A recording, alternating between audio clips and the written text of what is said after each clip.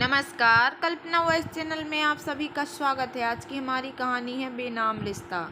आज आलोक जी अपने जीवन के 60वें बसंत में प्रवेश कर रहे थे। अपने इस जीवन में खुश, संतुष्ट और खुशहाल हैं। मस्तिष्क में किसी प्रकार का तनाव, अशांति और बोझ नहीं है। जाने की तीव्र जिजीविषा है। मेरे अंदर आज बसंत पंचमी है। आलोक जी का जन्मदिन है। अपने छोटे से बगीचे में टहलते हुए सुहानी का इंतजार है। हर जन्मदिन पर वह भोपाल से मेरे पास आती जरूर है। सुहानी और आलोक क्या रिश्ता है, इससे अनजान है। हम दोनों। सच तो यह है कि सुहानी ने जानबूझकर ही कोई रिश्ता नहीं बनाया, क्योंकि वह कहती है कि रिश्ते बनाना सरल है लेकिन निभाने कठिन। इसलिए 21 साल छोटी होने के बावजूद भी वह मुझे आलोक जी कहती है। लेकिन दुनिया वालों ने अपनी सोच, मानसिकता और मर्जी से हमारे बीच रिश्ता बना दिया है। पास पड़ोस के अधिकतर लोग हमारा प्रेमी प्रेमिका का रिश्ता बताते हैं, तो कुछ अपने को आदर्शवादी, महान और सत्यवादी समझने वाले हमारे बीच भाई बहन या पिता पुत्री का रिश्ता बताते हैं। सुहानी का मेरे जीवन में प्रवेश भी ऐसे मोड़ पर हुआ था जहां शक की सुई सबकी नज़रों में ठहर गई थी। घटना 20 साल पुरानी है। मैं अपनी पत्नी ममता को बेहद चाहता था। मेरी चाहत की पराकाष्ठा का यह आलम था कि जब ममता के प्रथम गर्भपात पर डॉक्टरों ने मुझे उसके पुनः गर्भ धारण करने को बेहद रिस्की बताया तो मैं विचलित हो गया। मैं उसे अपने प्राणों से भी अधिक चाहता था, इसलिए उसे बताए बगैर अपनी नसबंदी करा ली। जब उसका पता ममता को चला तो वह फूट फूट कर रो पड़ी और आंसू उसके मातृत्व सुख का अपना पूर्ण न हो सकने के, लेकिन उसके चेहरे पर गर्व मिश्रित भाव परिलक्षित हो रहे थे कि उसका पति उसे किस हद तक चाहता है। लेकिन पत्नी सुख मेरे नसीब में नहीं था। एक दिन अपनी सहेली के यहाँ से लौटते वक्त सड़क दुर्घटना में उसकी मौत हो गई। मेरा तो जैसे जीवन सब कुछ लुट गया। अचानक इस तरह ममता मुझे छोड़कर चली जाएगी, ऐसा तो कभी मैंने सोचा ही ना था। अपना जीवन निसार, नीरस और बोझ लगने लगा था। मुझे ममता की मृत्यु के ऑफिस जाना, लोगों से मिलना जुलना, यहाँ तक कि बाहर निकलना भी बंद कर दिया था। मैंने हर वक्त उसकी याद में उदास, गुमसुम और खोया खोया सा रहने लगा। निरंतर स्वास्थ्य भी गिरने लगा था मेरा। दुख की इस घड़ी में किसी न किसी ने मुझे संभालना या भावात्मक सहारा दिया। सभी ने मुझे मेरे हाल पर छोड़ दिया। पिताजी मुझे सत्तावना देने की बजाय डांटते, औरत के लिए आदमी का इस तरह मातम करना पागलपन की निशानी है। एक मर गई तो क्या दसियों मिल जाएंगी। मर्दों को रोना धोना और मातम करना सिर्फ औरतों को शोभा देता है, मर्दों को नहीं। मेरी गिरती हालत को देखकर मेरे बड़े भाई ने पिताजी को समझा बुझाकर पूरी वसीयत अपने नाम करा ली। उस मकान को भी बेच दिया जिसमें मैं, पिता और माँ के साथ रहता था। मकान बेचते ही माँ पिताजी अपने सुरक्षित और सुखमय भविष्य की खातिर अपने बड़े बेटे के साथ भोपाल चले गए। बहनों ने भी मुझसे नाता तोड़ लिया, क्योंकि आर्थिक रूप से हो चुके भाई के पास उन्हें देने के लिए कुछ भी नहीं था। मैं दर दर का भिखारी हो गया। कोई मित्र, परिचित और रिश्तेदार मेरा हाल तक न जानने आया। ममता का गम भुलाने और जीवन के दुखों से मुक्ति पाने के लिए एक दिन मैं सुबह रेल की पटरियों पर लेट गया। अचानक उधर से गेरुआ वस्त्र धारण किए कुछ लोगों की टोली गुजरी। मुझे इस तरह पटरियों पर लेटा देखकर उनमें से एक चिल्लाया, गुरु महाराज देखिए, एक मनुष्य पटरियों पर लेटकर अपना जीवन खत्म करने का प्रयास कर रहा है। यह सुनकर एक अधेड़ गेरुआ वस्त्रधारी व्यक्ति विद्युत गति से दौड़कर मेरे करीब आया और मुझे खींचते हुए क्रोधित स्वर में चिल्लाया, मूर्ख प्राणी, इस तरह अमूल्य जीवन को खत्म करने का तुझे कोई अधिकार नहीं है। मैं जीना नहीं चाहता बाबा, मुझे मर जाने दो। मैं उसके पाँव में गिरकर गिड़गिड़ाने लगा, मूर्ख, आत्महत्या करना पाप है। जीवित रहो लेकिन सांसारिक झूठे रिश्ते नातों को तोड़ो, संसार का मोह त्यागो, भौतिक सुख सुविधाओं को छोड़ो, हमारे साथ आओ, फिर देखो कितना परम शांति है। ऐसी शांति जिसमें तुम अपना पिछला सब कुछ भूलकर परम आनंद में लीन हो जाओगे। क्या ऐसी शांति मुझे मिल सकेगी बाबा? इसके लिए मुझे क्या करना होगा? हमारे साथ हमारे आश्रम में चलो, सब जान जाओगे। बाबा का वात्सल्य और स्नेह भाव देखकर मैं उनकी टोली के साथ चल पड़ा। शहर से दूर बहुत बड़ा खुला और हवादार आश्रम था बाबा का। सैकड़ों शिष्य शिष्याएं भी वहाँ। एक तरफ बहुत बड़ा रसोई घर था। एक दिन भर श्रद्धालु जन आते बाबा के दर्शन के लिए। बाबा उन्हें शांति और आनंद का मार्ग दिखाते। आश्रम का अनुशासन बहुत ही कठोर था। सभी की दिनचर्या बहुत ही व्यस्त थी। शुरू में मुझे बर्तन साफ करने का काम मिला। एक रात मैं बर्तन साफ कर रहा था, अचानक एक ट्रक पिछले दरवाजे पर रुका। कुछ पुराने शिष्य जल्दी जल्दी ट्रक में कुछ पेटियां रखने लगे। मुझे दाल में कुछ काला नजर आया। मैंने तुरंत उसके विषय में एक शिष्य से पूछा तो उसने बताया, इस गुरु पूर्णिमा पर बाबा के दूसरे आश्रम पर भंडारा है, वहीं पर सामान जा रहा है। लेकिन उसकी बात मुझे विश्वास नहीं हुआ। अगर भंडारी का सामान जा रहा है तो इतनी रात को चोरी छिपे आश्रम के पिछले दरवाजे से क्यों जा रहा है? फिर सामान पेटियों में क्यों? रात भर शक का पीड़ा मेरे मन में कुलबुलाता रहा। बाबा के निजी कक्ष में जाने की इजाज़त नहीं थी मुझे, क्योंकि मैं अभी आश्रम में नया था। एक दिन सुबह आश्रम में हड़कंप मच गया। स्नान गृह में बाबा का पैर फिसल गया और बेहोश हो गए। सभी शिष्य शिष्याएं स्नान गृह की तरफ भागे। मैं भी उन्हीं के साथ दौड़ पड़ा।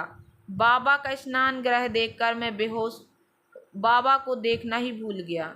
अपने जीवन में इतना आलीशान बाथरूम मैंने कभी नहीं देखा था। कीमती गीजर, अत्याधुनिक बाथटब, खूबसूरत शावर, महंगे साबुन, शैम्पू, पेस्ट इत्यादि से सुसज्जित बाथरूम देखते ही बनता था। फोन से तुरंत डॉक्टर को बुलाया गया। शहर का सबसे मशहूर फिजिशियन आया। वह सब देखकर मेरा संवेदनशील मन रो पड़ा।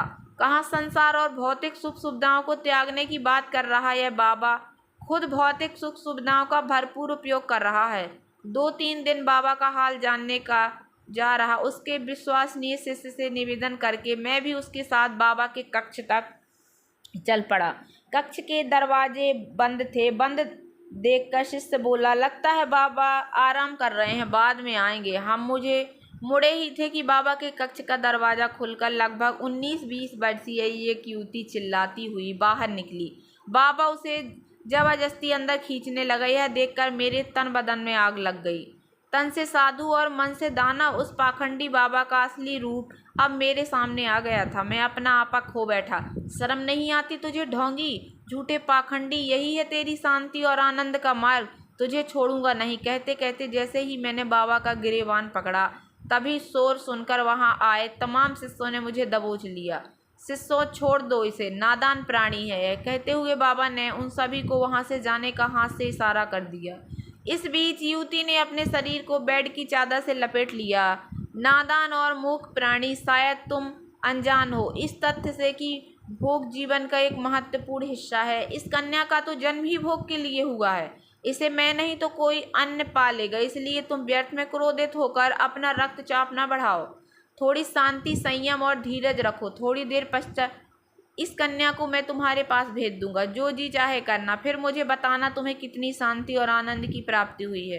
कहकर वह कुटिलता से मुस्कुराते हुए चेतावनी भरे स्वर में बोला, अब अगर जरा भी चू चपड़ की तो तुझे उसी दिन की तरह रेल की पटलियों पर लिटा आएंगे तेरे शिष्य, और तब तक नहीं हटने देंगे जब तक वहां से कोई रेल न गुजर जाए। क्रोध से मेरी मुट्ठियां भिंच गईं और आंखों में खून उतर आया। जी चाहा उसी वक्त उस पाखंडी का गला दबा दूं, लेकिन उस मासूम बच्ची को देखकर मुझे अपने क्रोध पर काबू करना पड़ा। मैंने मन ही मन एक योजना बना ली। जबरदस्ती मुस्कुराते हुए चापलूसी भरे स्वर में बोला, बाबा मुझे माफ़ कर दो, पता नहीं मुझे क्या हो गया था। आपने मुझे सहारा दिया और मैंने आपका ही अपमान कर दिया। कहते हुए घड़ियाली आंसू बहाने लगा। पश्चाताप से भरा देखकर बाबा प्रसन्न होकर बोला, जा बच्चा, हमने तुझे नादान समझकर माफ़ कर दिया। हम तुझसे बहुत खुश हैं। आज तू हमसे कुछ भी मांग ले। मैं बोला, बाबा आपने अपने जीवन में तो बहुत कुछ सुख पाया है, लेकिन मैं इस सुख से वंचित रहा, इसलिए आपसे निवेदन करता हूँ, इस कन्या को पहले मैं ले जाना चाहता हूँ।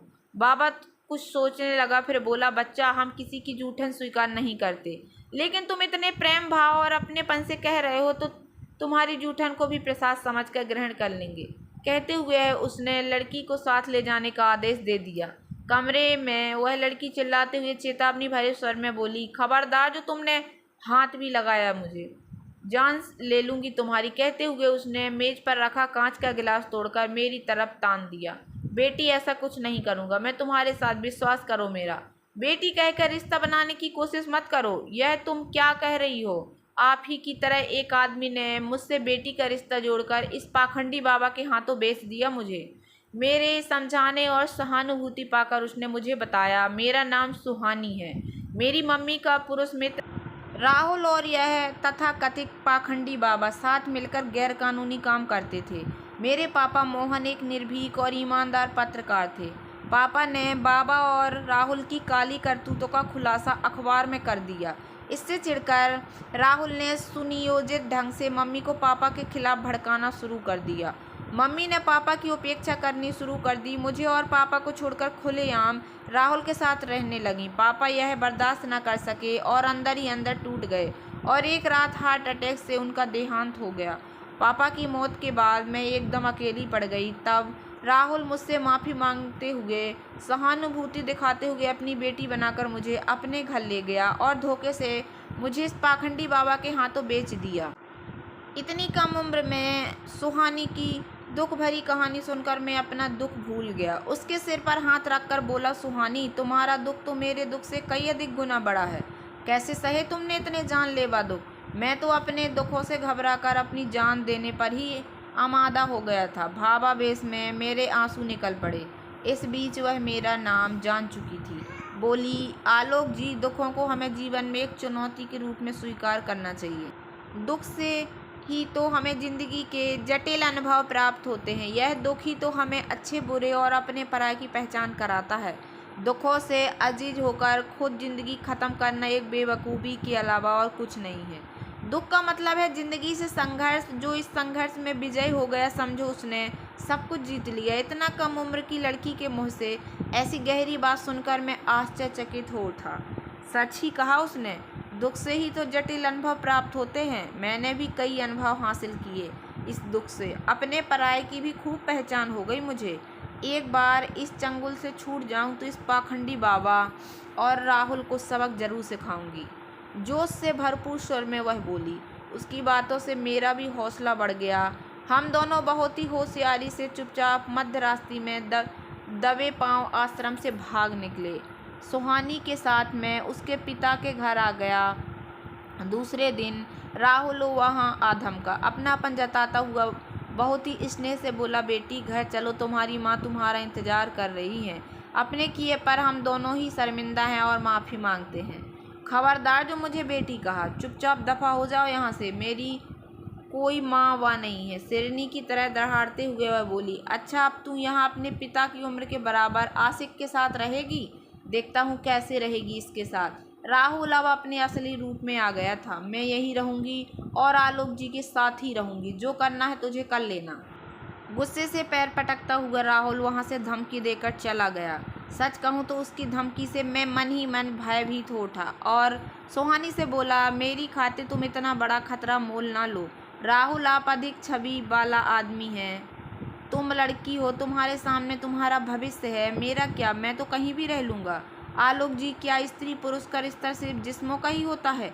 इंसानियत और दोस्ती का भी नहीं हो सकता क्या? वे दोनों एक साथ रहकर अपने सुख दुख आपस में शेयर नहीं कर सकते? आशा भरी नज़रों से ताकते हुए वह मुझसे बोली। उसके इस सवाल पर मैं निरुत्तर हो गया, लेकिन मेरा मौन मेरी हाँ बन गया। हम दोनों ने रात दिन दौड़ धूप करके सुहानी के दिवंगत पत्रकार पिता के अजीज मित्र से सहयोग लेकर बाबा और राहुल के खिलाफ उनके गैर कानूनी कार्यों में लिप्त होने के ठोस सबूत जुटाकर पुलिस में रिपोर्ट दर्ज करवा दी। मुझे गवाह के रूप में पेश किया। हमारी तमाम कोशिशें और मेहनत रंग लाईं। बाबा और राहुल पर कानूनी शिकंजा कस गया। वे दोनों जेल भी गए, लेकिन पैसा, पहुंच और ताकत से बरी भी हो गए। जेल छूटने के बाद उन दोनों ने हमारा जीना हराम कर दिया। राहुल ने पास पड़ोस वालों को हमारे संबंधों को अनैतिक बताते हुए उन्हें भड़काना शुरू कर दिया। इससे मैं सुहानी के भविष्य को लेकर भयभीत हो उठा, लेकिन वह डरने की बजाय परिस्थितियों का डटकर मुकाबला करती थी। मुझे भी किसी प्रकार से ना डरने के कहते हुए हौसला देती। उसकी हौसला अफजाई से भी मैं निर्भीक होकर परिस्थितियों से सामना करने लगा। उसका प्रेम, उत्साह और भावात्मक सहयोग पाकर मैं अपना दुख भूल गया। उसकी प्रेरणा से मेरा खोया आत्मसम्मान भी लौट आया। मैंने फिर से अपना ऑफिस ज्वाइन कर लिया। सुहानी को मन से अपनी बेटी मान चुका था। अब मुझे उसके विवाह की चिंता होने लगी। जहाँ जहाँ उसके रिश्ते की बात चलाता, राहुल वहां पहुंचकर लड़के वालों को घर का भड़का देता। कुछ लड़के वाले आते भी तो हमें एक साथ अकेला रहते हुए देखकर अजीब सी नज़रों से घूरने लगते और वापस चले जाते। मैं खुद से सुहानी का अपराधी समझता, लेकिन वह अपने ठोस तर्क देकर मुझे निर्दोष साबित कर देती। कुछ अधेड़ विधुर और गलत आदतों वाले लोगों ने खुद शादी के लिए हाथ बढ़ाया तो मैंने स्पष्ट मना कर दिया। इस पर वह बेहयाई से हंसते हुए कहते हैं, भाई आपको क्यों करना चाहोगे उसकी शादी? आप तो हर रोज़ उससे शादी करके हर रात उसके साथ रहते हैं। गुस्से और अपमान से तिलमिला उठता मैं, तब मेरा क्रोध सुहानी पर फट पड़ता। जाने दो मुझे यहाँ से, अब और अधिक जिल्लत बर्दाश्त नहीं होगी मुझसे। मेरी वजह से बिना वजह तुम्हारी ज़िंदगी बर्बाद हो रही है। आलोक जी जो ऐसा गंदा कहते हैं और सोचते हैं, उनका मन खुद ही पापी होता है। एक बुजुर्ग की तरह सत्तावना देती हुई वह कहती, एक दिन समाज के खुद व कुछ आदर्शवादी समझाने वाले लोग आए और हमदर्दी भरे स्वर में बोले, आलोक जी हमें बड़ा दुख है कि सुहानी की शादी नहीं हो पा रही, इसलिए हम सभी ने यह सोचा क्यों ना आप समाज के सामने विधिवत शादी करके पति पत्नी बन जाएं। घायल शेरनी की तरह दहाड़ती हुई सुहानी बोली, अभी और इसी वक्त निकल जाइए मेरे घर से। आप लोग होते कौन हैं जो इस तरह चले आए बिना मांगे मुंह उठाए? सलाह देने बहुत बड़े समाज सुधारक हैं ना, तो आप लोग तो पहले अपनी गंदी सोच और निम्न मानसिकता को सुधारें, तब समाज सुधारने का ठेका लें। सबके मुंह पर ताले पड़ गए, किसी की भी हिम्मत नहीं हुई उससे कुछ कहने की। चुपचाप सब उल्टे पांव लौट गए। सुहानी के अदम्य साहस को देखकर मैं अभिभूत हो उठा। वास्तव में उसका साहस काबिले तारीफ था। समाज से टकराने और पंगा लेने वाले नायक नायिका सिर्फ फिल्मों में ही देखे थे, लेकिन यथार्थ में देखकर मेरा मन सुहानी के प्रति गौरवान्वित हो उठा। 5 वर्ष तक बीत गए, पता ही नहीं चला। बेंगलोर के एक कॉलेज में हिंदी प्रवक्ता के लिए सुहानी की नियुक्ति हो गई। उसने बहुत जिद करी मुझे अपने साथ बेंगलोर चलने के लिए, लेकिन मैं उसकी जिद के आगे नहीं झुका। बेंगलोर जाने के 1 वर्ष बाद ही युद्ध में अपनी एक टांग गंवा चुके रिटायर फौजी अमित के साथ सुहानी ने शादी कर ली। हालांकि मैं संतुष्ट नहीं था इस शादी से, थोड़ा रंज था मन में। मेरी दुविधा और असंतुष्टता को भांपते हुए वह बोली, आलोक जी अमित की विकलांगता पर तरस खाकर शादी नहीं करी है, ना ही अमित ने मुझे मजबूर किया और ना ही हम दोनों के बीच कोई आकर्षण या प्रेम रहा जिसकी वजह से हमें विवाह करना पड़ा। अमित मेरे फ्लैट के ठीक सामने वाले फ्लैट में रहता था। उसकी जिंदा दिली और दिलेरी से प्रभावित होकर मैंने उससे दोस्ती का हाथ बढ़ाया। उसने भी गर्मजोशी से मेरी दोस्ती स्वीकार कर ली। हर रोज़ मुलाकात होने लगी। मुलाकातों के जरिए हमारे विचार, सोच, मानसिकता और दृष्टिकोण आपस में लगभग समान नजर आए। इस समानता को देखकर मैंने सोचा क्यों ना अमित को साथी से जीवन साथी बना लिया जाए। पहले तो उसने मना कर दिया, लेकिन मेरे समझाने पर मान गया। हम दोनों चाहते थे कि तमाम आडंबरों और दिखावों से दूर हम सादा तरीके से शादी करें, इसलिए हमने आपको भी बता नहीं बुलाया, क्योंकि हम जानते थे कि आपका आशीर्वाद सदैव हमारे साथ ही है। आलोक जी, शादी के वक्त हम दोनों ने आपस में एक दूसरे का हाथ थामते हुए यह प्रण लिया कि कभी भी हम एक दूसरे के प्रति विश्वासघात नहीं करेंगे, हमेशा एक दूसरे की भावना की सच्ची दिल से कद्र करेंगे, जीवन पर्यंत सुख दुख शेयर करेंगे। आलोक जी, ऐसे हुए हमारे विवाह के वचन। मैं बहुत खुश हुआ यह जानकर। अमित के साथ मेरे अगले जन्मदिन पर आई 6 फीट लंबा, गोरा चिट्ठा, सुंदर, सौम्य और आकर्षक नवयुवक बैसाखी थामे में खड़ा था। उसके चेहरे पर एक अनोखी चमक और आंखों में भरपूर जीने की ललक थी।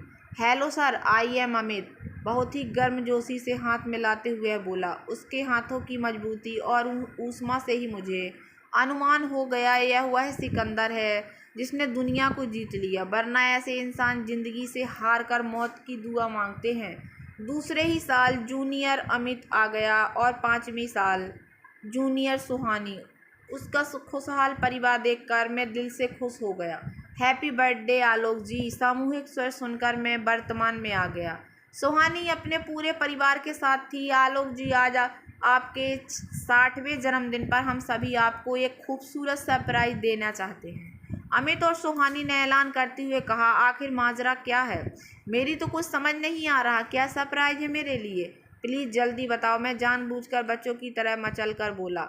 Miss Mary please come on, पहले कहते हुए सुहानी ने आवाज़ लगाई तो बाहर से लगभग 55-56 वर्षीय एक महिला आ गई, जो बेहद खूबसूरत होने के साथ साथ बहुत ही आकर्षक और स्मार्ट थी। इनसे मिलिए आलोक जी, यह है मिस मैरी, हमारे फ्लैट की मालकिन। मिस मैरी को अपने 55 वर्षीय जीवन में ऐसा कोई परफेक्ट मैन नहीं मिला जिसे वह अपना जीवन साथी बना लेती। आपके विषय में जब इनको सब कुछ बताया तो आपके व्यक्तित्व, काबिलियत और स्मार्टनेस से प्रभावित होकर यह उत्सुक हो उठी और इस विश्वास के साथ बेंगलोर से हमारे साथ यहाँ आई हैं। शायद इन्हें आपके रूप में वह परफेक्ट मैन मिल जाए जिसकी इन्हें मुद्दत से तलाश है। मेरा भी विश्वास है कि आप दोनों एक दूसरे से अच्छे से समझ सकते हैं, इसलिए एक दूसरे को समझने और जानने के लिए कुछ वक्त साथ बिताएं। जब आप दोनों को मन से महसूस होने लगे कि आप दोनों एक दूसरे को अच्छी तरह से जान और समझ चुके हैं और एक अच्छे जीवन साथी बनकर उम्र भर साथ निभा सकते हैं, तो प्लीज़ शादी ज़रूर कर लीजिएगा। पुरुष होकर भी लजा गया मैं। तुम यह क्या कह रही हो सुहानी? भला यह कोई उम्र है शादी करने की? शादी करने की कोई उम्र नहीं होती आलोक जी। जब जिससे मन मिले और हमें लगने लगे कि हम इसके साथ ज़िंदगी गुजार सकते हैं, तभी शादी कर लेनी चाहिए। शादी का मतलब सिर्फ परिवार बढ़ाना या सामाजिक परंपरा का पालन करना भर नहीं होता, बल्कि अपने मन को सुखी और संतुष्ट रखना भी होता है। मिस मैरी को छोड़कर सुहानी वापस बेंगलोर चली गई। कुछ वक्त साथ रहने भर से ही हम दोनों को विश्वास हो गया कि हम दोनों अच्छे जीवन साथी बनकर उम्र भर साथ निभा सकते हैं। हम दोनों ने विवाह कर लिया। इसकी खबर जब फ़ोन पर सुहानी को दी तो खुशी से खनकते स्वर में बोली, आलोक जी शादी बहुत बहुत मुबारक हो। अपने जन्मदिन पर पार्टी देना न भूलना। कम उम्र की इतनी सुलझी, समझदार और विशाल हृदय की स्वामिनी है सुहानी, जिसने दुख में मुझे संभाला, टूटकर बिखरने से बचाया, सहारा और अपनापन दिया, खोया आत्मविश्वास लौटाया और अब मेरी को मेरी जीवन साथी बनाकर मेरा जीवन ही संवार दिया। सोचकर मेरी आंखें नम हो गईं और मन उसके प्रति श्रद्धावंत हो गया। मेरी कब मेरे पास आकर खड़ी हो गई मुझे पता ही नहीं चला। धीरे से मुस्कुराकर बोली, मेरे पतझड़ जैसे जीवन में कब बसंत बहार बनकर आया मुझे पता ही नहीं चला। उसकी आंखों में शरारत के भाव और होठों पर खेलती नटखट मुस्कान में मग्न हो उठा। तो दोस्तों, कैसी लगी आप लोगों को मेरी ये छोटी सी कहानी? अगर कहानी पसंद आई हो तो प्लीज़ मेरे वीडियो को लाइक कर देना। चैनल पर नए आए हो तो प्लीज़ सब्सक्राइब कर लेना और ज़्यादा से ज़्यादा शेयर करना। धन्यवाद दोस्तों।